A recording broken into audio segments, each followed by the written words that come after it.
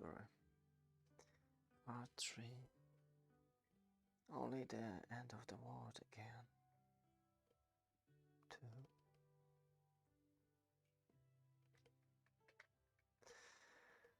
It was called a werewolf. Her green eyes showed confusion. This is not a card from my deck. She turned over the next card. What did you do to my cards? Nothing, Mom. I just held them, that's all. The card she turned over was the deep one. It showed something green and fainty, octopoid. The thing smelled, if there were indeed mouths and not tentacles, began to write on the card as I watched. She covered it with another card, and then another. The rest of the cards were blank pasteboard. Did you do that? She sounded on the verge of tears. No. Go on now. But go! She looked down as if trying to convince herself I no longer existed. I stood up in the room that smelled of incense and candlewax. Across the street a light flashed briefly in my office window. 2 men with flashlights were inside. They were opening the empty filing cabinet and peering around. Then they look up their positions, one in the armchair, the other behind the door waiting for me to return. I smiled to myself. It was cold and inhospitable at my office. I found out they would wait there for hours before they finally decided I wasn't coming back. So I left Madame secure. I turned over her cards one by one, staring at them as if that would make the pictures return.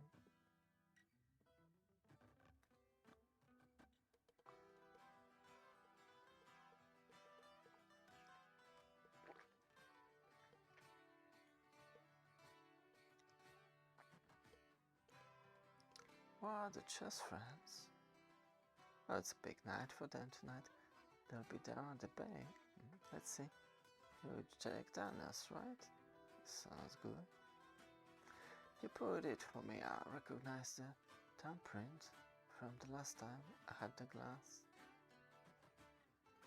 Good book. He took his book from me and read. Below the tenders of the upper deep, far, far beneath, in the abysmal sea, is ancient, dreamless, uninvaded sleep, the kraken sleepeth. So what's the point? Come over here. See? Out there? He pointed toward the west of the town, towards the cliffs. As I stared, a bonfire was kindled on the cliff tops. It flared and began to burn with a copper-green flame. They're going to wake the deep ones. The stars and the planets and the moon are in the right places. It's time. The dry lands will sing, the seas shall rise, for the world shall be cleansed with ice and floods. and I think you to keep your own shelf in the refrigerator. Pardon? Nothing. What's the quickest way to get up to those cliffs? Back up Marsh Street, hang a left at the church of Dagon until you reach Manoxet Way, and then just keep on going. Come on, I'll walk you up there. I hate to miss Anna of the fun. Sure? No one seems town going to drinking tonight.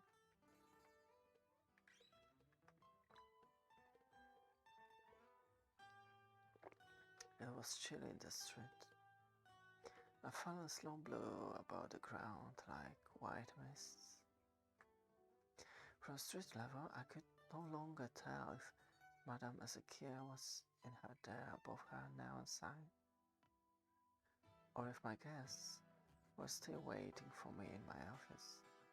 But we put our heads down against the wind, and we walked. Over the nose of the wind, I heard the barman talking.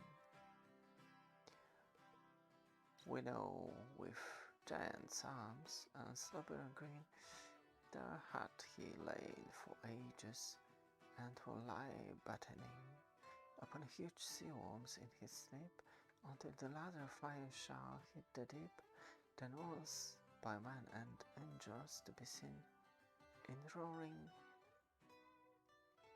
he shall rise.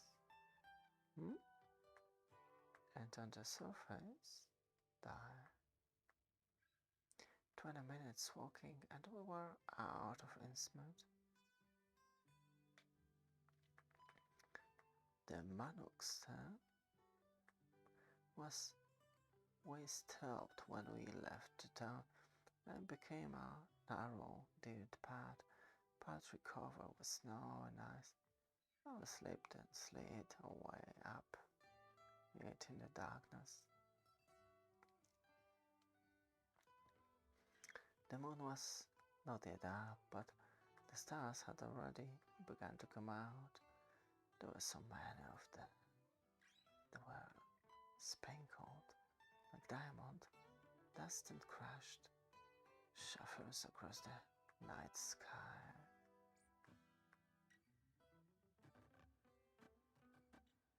At the top of the cliff, 2 people were waiting. The barman left my side and walked over to them, facing me.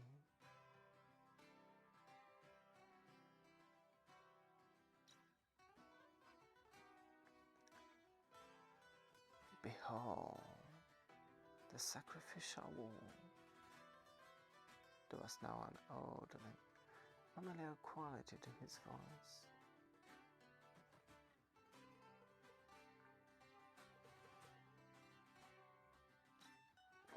Do you know why I brought you up here? And I knew then why his voice was familiar.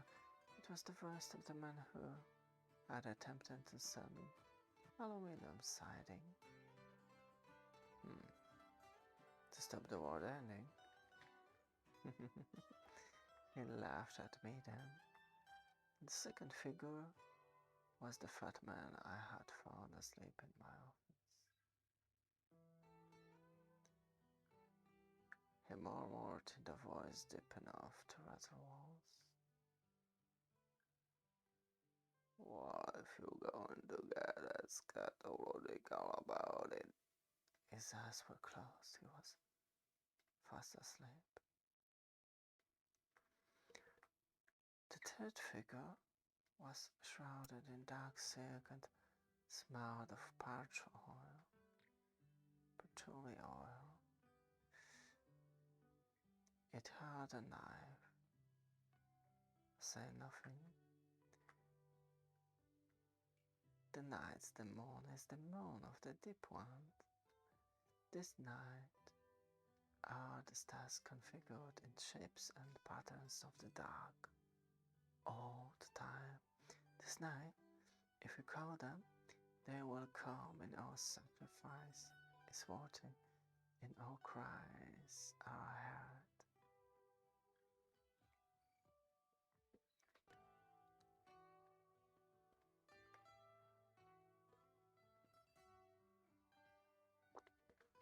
The moon rose, huge and amber and heavy, on the other side of the bay, and a chorus of low croaking rose with it from the ocean far beneath us.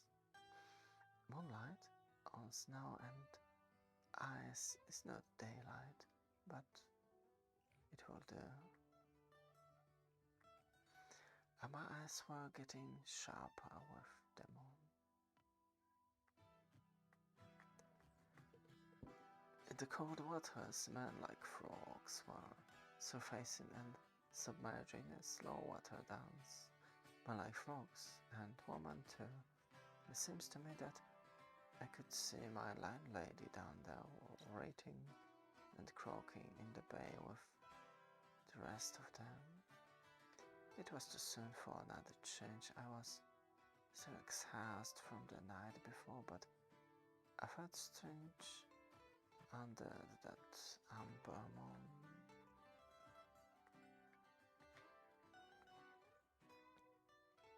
Poor Wolfman, all his dreams have come to this, a lonely death upon a distant cliff. I will dream if I want to, and my death is my own affair. I wasn't sure if I had said it aloud. Senses heightened in the moon's light, I'd heard the roar of the ocean still, but now, overlaid on top of it, I could hear each wave rises and crashes. I heard the splash of the frog people. I heard the drone and whispers of the dead in the bay. I heard the crickle and the green quacks far beneath the oceans.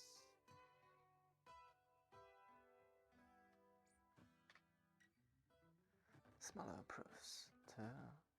The aluminum siding man was human, while fat man dealt blood in him, and the figure in the silks.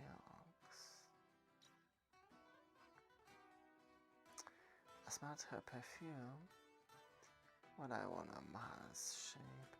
Now I could smell something else, less heady beneath it, a smell of decay, of putrefying meat and rotten flesh.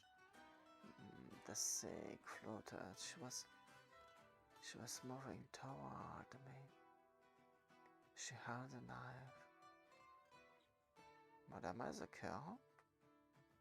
My voice was roughening and coarsening, so I will lose it all.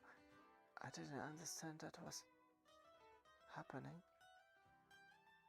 But the moon was rising higher and higher, losing its amber current, filling my mind with its pale light. Madame Ezekiel?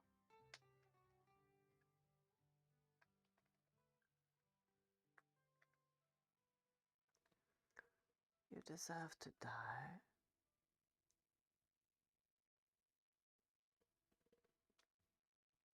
If only for what you did to my cards. They were all. I didn't die.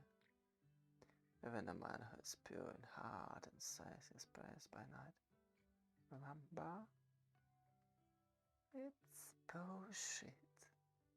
You know what the oldest way to end the curse of the werewolf is? No. The bonfire burned brighter now, burned with the green of the world beneath the sea, the green of algae, and the slowly drifting wheat, burned with the color of emeralds. You simply wait till they're in human shape, a whole month away from another change. Then you take the sacrificial knife and you kill them. That's all.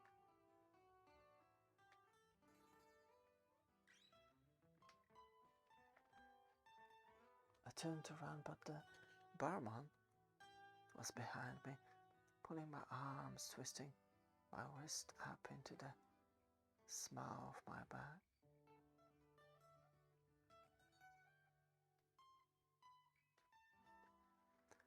Blood began to gush and then to flow and then slowed and stopped. The pounding in front of my head, the pressure in the back, all our rolling change. How wow roll now. Change a red wall coming towards me from the night. I taste stars dissolve in brine, easy, dizzy, and distant and sound. My fingers prickled with pins,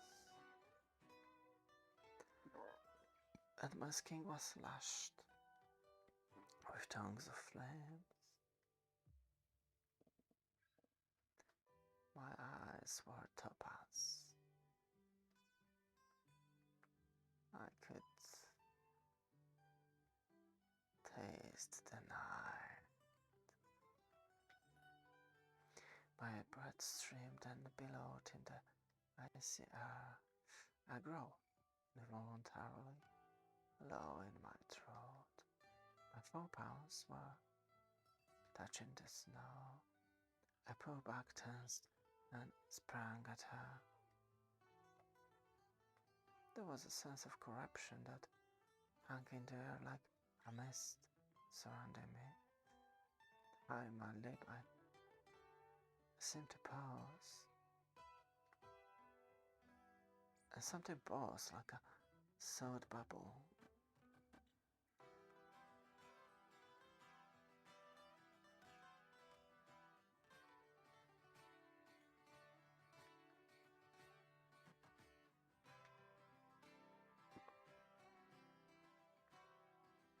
It was deep, deep in the darkness under the sea. I was standing on all fours on a slimy rock floor at the entrance of some kind of citadel built of enormous, raw, hewn stones. The stones gave off a pale glow in the dark light, ghostly luminescence like the hands of a watch. A cloud of black blood tricked from my neck.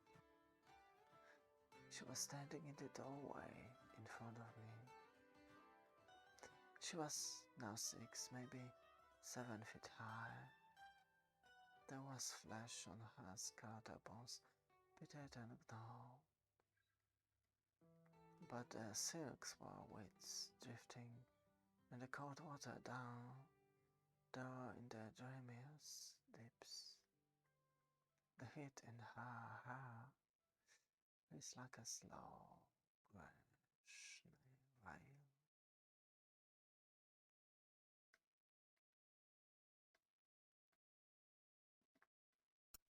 There were lippets growing on the upper surfaces of her arms and on the flesh that hung from her ribcage. I felt like I was being crushed. I couldn't think anymore. She moved toward me.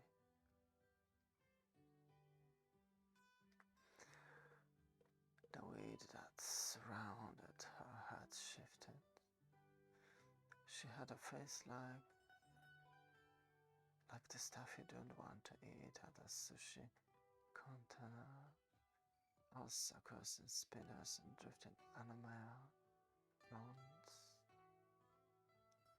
And somewhere in all that, I knew she was smiling.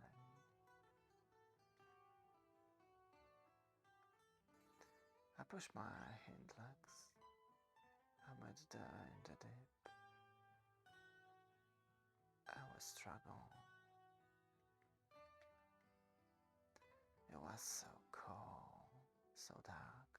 I closed my jaws on her face.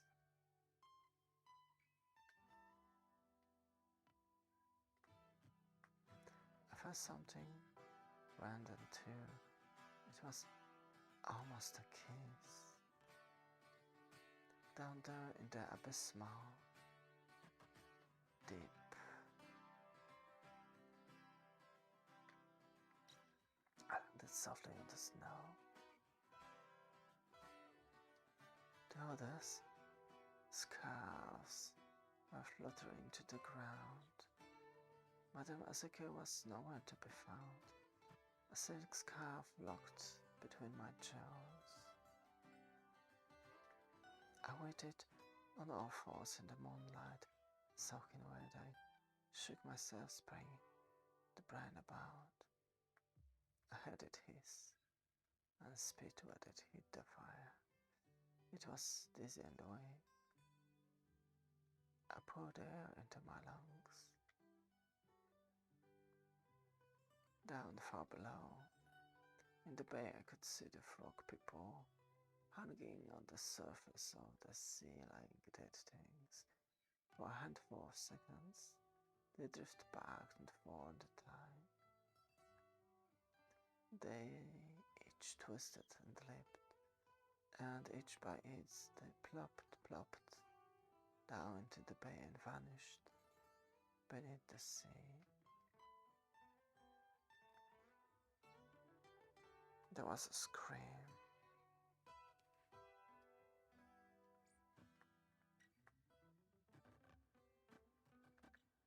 It was the bartender. The pop-eyed aluminium siding salesman was staring at the night sky. The clouds that were drifting in the covering stars. And he was screaming.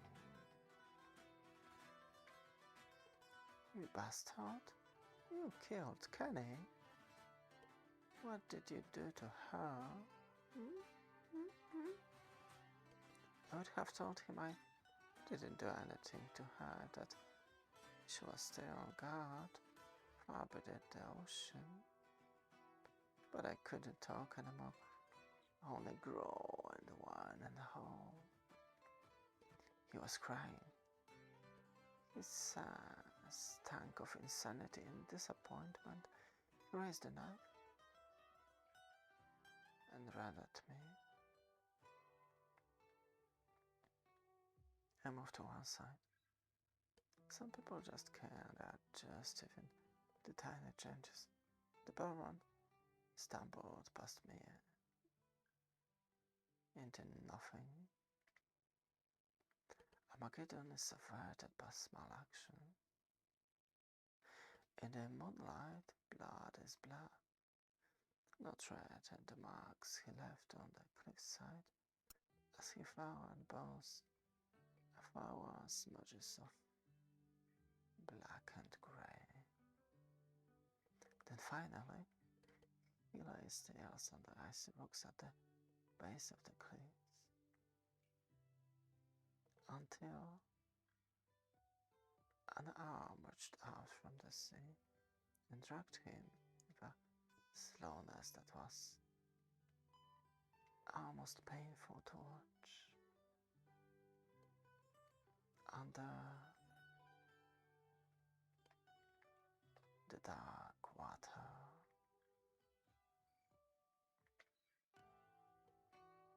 A hand scratched the back of my head. It felt good.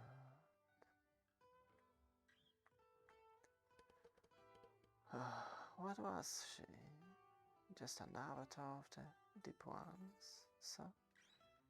An eidolon, a manifestation, if you will, sent up to us from the utmost deeps to bring about the end of the world.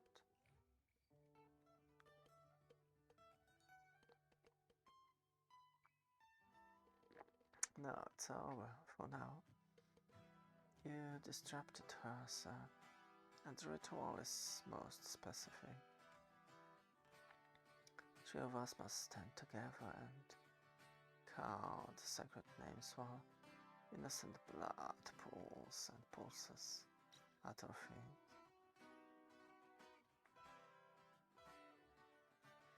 I looked up at the fat man and whined a query.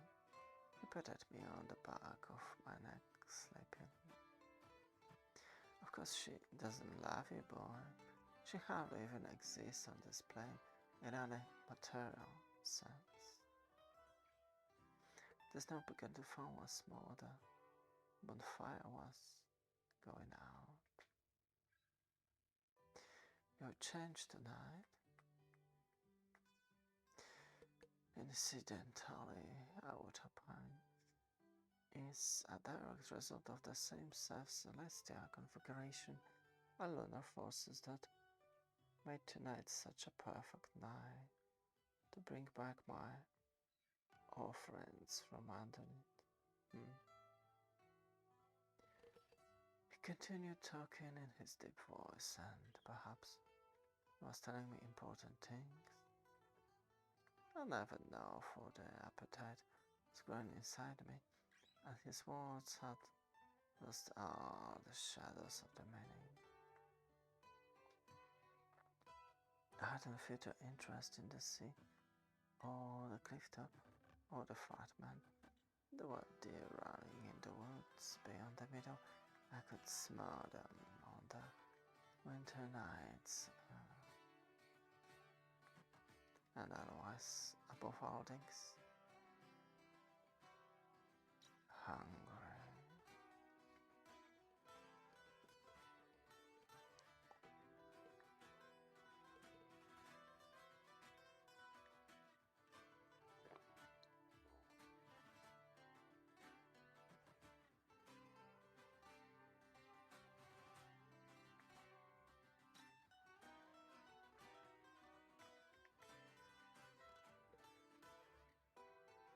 My fastened chest was sticky and red with its blood. I was naked when I came to myself again, and when the next morning the snow was stained fluorescent crimson, where the deer's belly had been torn open. My throat was scabbed and scared, but it stung. By the next full moon, it will be whole once again. I was cold and naked and bloody and alone. Oh well, it happens to all of us. I just get it once more.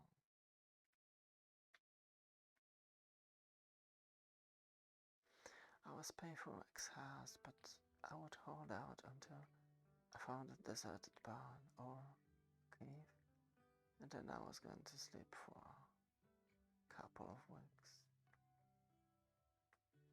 The sun was a long way away, small and yellow, but the sky was blue and cloudless, and there was no breeze.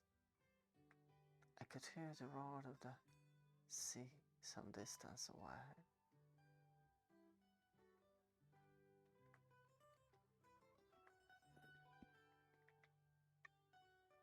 A hawk flew low on the snow with something dangling from its talons.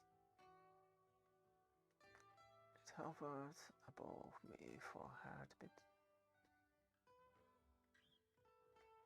I dropped a very small grey squid in the snow at my feet.